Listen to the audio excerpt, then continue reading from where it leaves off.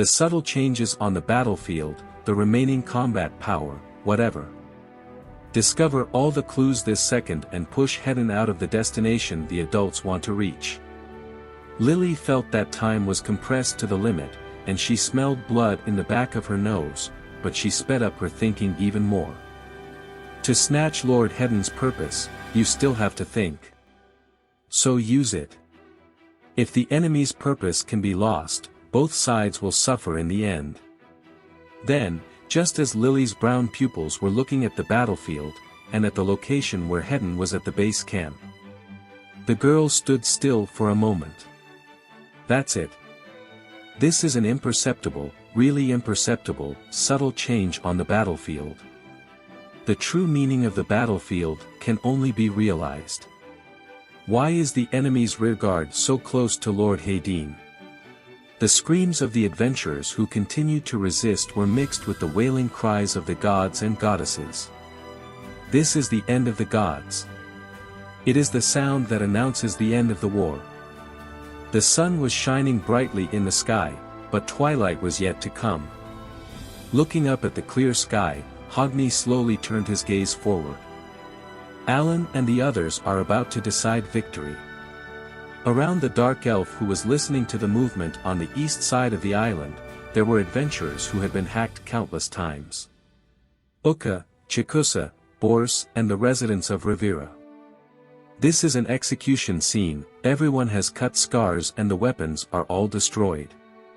Among the fallen, the main gods of most of them have already been eliminated, and even if they can barely stand up, they have lost the qualification to fight. Hofni looked at Uka's and the others' eyelids that would never open again, and looked straight ahead with his eyes shining with a deep purple glow. Even so, you are still not willing to break it. In the execution field, where the silent adventurers piled up randomly, there were only two people standing. Little Daphne. In battle gear, Daphne shouted to Cassandra behind her with tears in her eyes.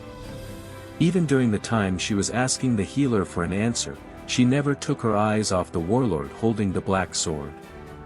The injured fingers that could be broken at any moment gripped the dagger tightly and assumed a stance, showing the idea of an all-out fight.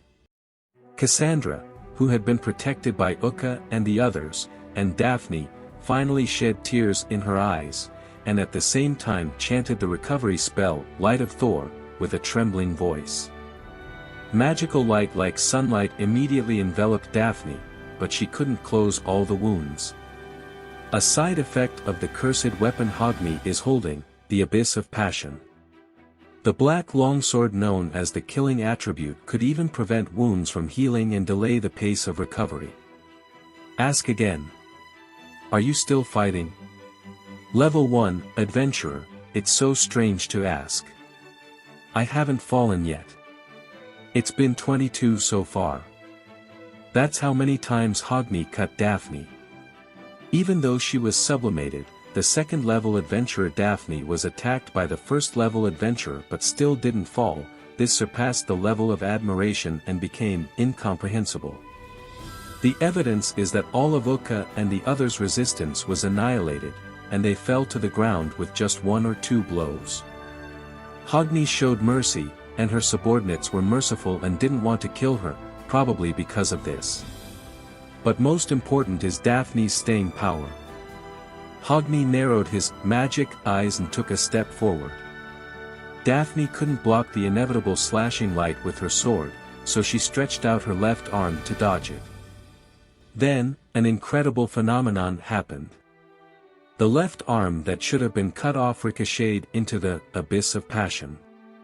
What sounded was not a sharp metallic sound, but a muffled sound, as if a sword had cut through a giant tree. Daphne was unable to neutralize the impact. She rolled on the ground several times in an ugly way, panting. Her left arm that was used to defend her just now was unable to hang on, but she still got up. At the same time, the severed surface of his left arm became like the crooked skin of a tree. Your skill that blocked my slash is now magic. The girl said irritably. She wanted to smile wryly but failed, then a smile appeared that wasn't a smile. Daphne has the rare skill, Laurel Reincarnation. The effect is active when physical strength is running out, or when you are dying. The value of the durability skill will increase significantly. The scope of action of the skill itself can be selected arbitrarily. As long as it is activated once, the skin will mutate. The shell that became like a leaf mixed with green light patterns, and just like the left arm that changed drastically now. Like an elf who transformed into a laurel tree to protect herself, Daphne relied on the power of this rare ability to withstand Hofni's blow. Once activated, the skin will feel rough for a while. So I didn't plan on using it. For me, women's problems are as mysterious and incomprehensible as the moon. Fern's battle suit, almost her entire body, turned into bark. Now she might even have difficulty controlling Laurel Reincarnation. The abused body made an unpleasant creaking sound. The shell eroded down to her neck and touched her left cheek. Little Daphne, stop now. If you use the skill again. Cassandra's screams were ignored. Hofni temporarily lowered his sword and said to her, "If this continues, the human-faced tree that cannot speak. Why do you not hesitate to live in a hell, but continue to resist my cutting?" Laurel Reincarnation didn't completely block Hofni's cut. Part of the shell of the left arm that received the blow just now was also cut off, and the red and amber colors were mixed, and blood like sap oozed from it. The same goes for the feet that are cut diagonally, the shoulders that are cut horizontally, and the body that passes quickly. Even with the protection of the laurel tree, Daphne did not emerge unscathed. It is not difficult to imagine that if the skill is released, severe pain will hit the girl in an instant. Daphne, whose eyes were distorted with pain, slightly raised the corners of her mouth, as if she was asking a stupid question. "It's very simple. Hold on as long as possible, first-level adventurers, buy time. For Lilaruka and the others, to win this war." "It didn't escape, I chose the reason for being cut," said Daphne. Hearing her last scream, Hofni closed her eyes, and when she opened them again, her eyebrows were bristling. "That's right. This is the end. Playing with your shallow goals, that's it. It is not an insult to a warrior who gave up on his own victory. It's a little respect for risking your life and dedicating yourself to your teammates." Hofni added this to the sword, jumped in front of Daphne, and resolutely struck a heroic blow. "Daphne!" Cassandra's mournful cry spread. Daphne stared blankly. The tree's protection was finally broken, and a large amount of blood foam flew out of the body. The girl staggered and fell back. Cassandra ran and hugged the girl tightly. The blood turned into sap ran down Cassandra's arm, and the heat of the blood made her shudder, and she fell directly onto the stone slab. "Stop talking, little Daphne." The tip of the sword touched her neck. She raised her head in a daze, only to see a dark elf standing there with the expression of a cruel war king on his face. "If you activate the magic, it will be considered a resistance and will continue to carve sword marks. If you want to save your friend's life, drop your weapon and surrender quickly. Only in this case, I allow you to heal." It was an ultimatum.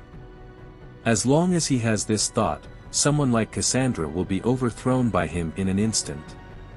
This is the Dark Elf Knight's last forgiveness.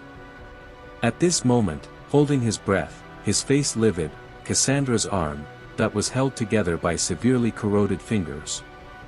"No, don't mind. Quickly, answer." Little Daphne, who wasn't very conscious, said to her as if she was half asleep. And Hofni didn't expect it, and even seemed implacable. 3 seconds for you. 3, 2, 1. Then Cassandra said, "Sorry." She apologized to Daphne and Belle and dropped the staff in her hand. "I surrender. I will never fight again. So let me heal." Daphne, closed eyelids dripped. Hofni silently withdrew his sword. Idiot. Daphne blamed her friend for her stupid behavior, as if she had exhausted all her strength. Her whole body went limp. Cassandra, who was crying and couldn't help but apologize, used all her mental power to activate recovery magic. There are no invincible soldiers here. It's much slower than expected. Hofni seemed to lose interest in the battlefield where only he survived. Cassandra cast recovery magic on Daphne and at the same time looked at the dark elf's back with eyes that had not yet drained the tears.